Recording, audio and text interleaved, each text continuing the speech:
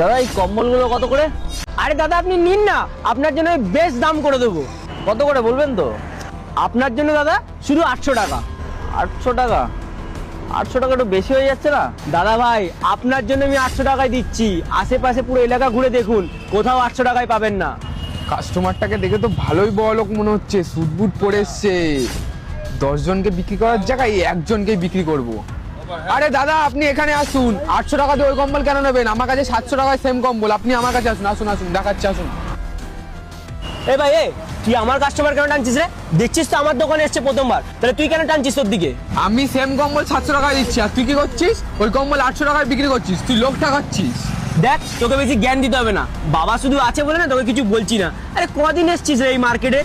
দুদিন দোকানে বসে তুই বেশি বড় ভাবছিস নিজেকে। আমি তোর দাদা, আমি যা যা জানি না এই ব্যবসার ব্যাপারে তুই তার কিচ্ছু জানিস না, তাই আমার সাথে তর্ক করিস না। দেখ তুই বয়সে আমার দাদা, ঠিক আছে, কিন্তু ব্যবসার ব্যাপারে না বেশি আমাকে শেখাতে আসবি না। আমাকে আমার ব্যবসাটা করতে দে, তুই নিজের ব্যবসাটা সামলা, ঠিক আছে?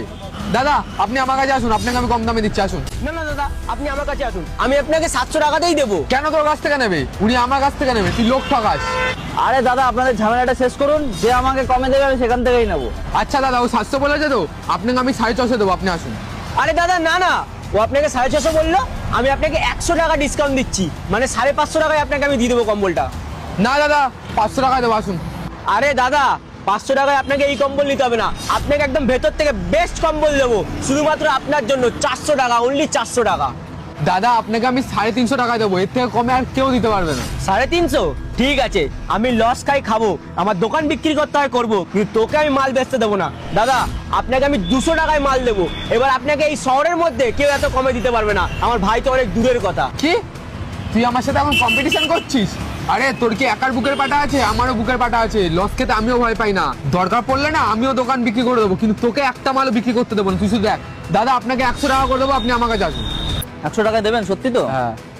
তো আপনার কাছে পুরো দোকানে কটা কম্বল আছে? আমার কাছে টোটাল সব মিলিয়ে 300 পিস মাল আছে। তার মানে 300 পিস 100 টাকা করে 30,000 টাকা। ঠিক আছে, আমি সব কটা কম্বল নেব। দাদা আপনাকে একটা ভালো অফার দিচ্ছি শুনুন, আমার এই দোকানে আমার নিজের 500 পিস মাল আছে, ঠিক আছে, আর আপনাকে 500 পিস মাল আমি 30,000 টাকায় দিয়ে দেবো। আর একটা কথা, আপনার জন্য বাম্পার অফার, বাড়ির বড় ছেলে আমি, এই দোকানের অধিকার আমার ওপরেই আছে, আমি আপনাকে মালের সাথে সাথে দোকানটাও দিয়ে দেবো, কেউ আমার উপরে কথা বলতেই পারবে না। আপনি আমার কাছ থেকে মাল নিলে এই দোকানটাও আপনার হয়ে যাবে। আচ্ছা ঠিক আছে ঠিক আছে, আমি দুজনের থেকেই মাল নেব, ঠিক আছে? এক কাজ করো, তোমার 30,000 টাকার মাল আর তোমারও 30,000 টাকার মাল আমাকে দিয়ে দাও, ঠিক আছে? এই নাও, এই যে তোমার 30,000 টাকা, এই যে তোমার 30,000 টাকা।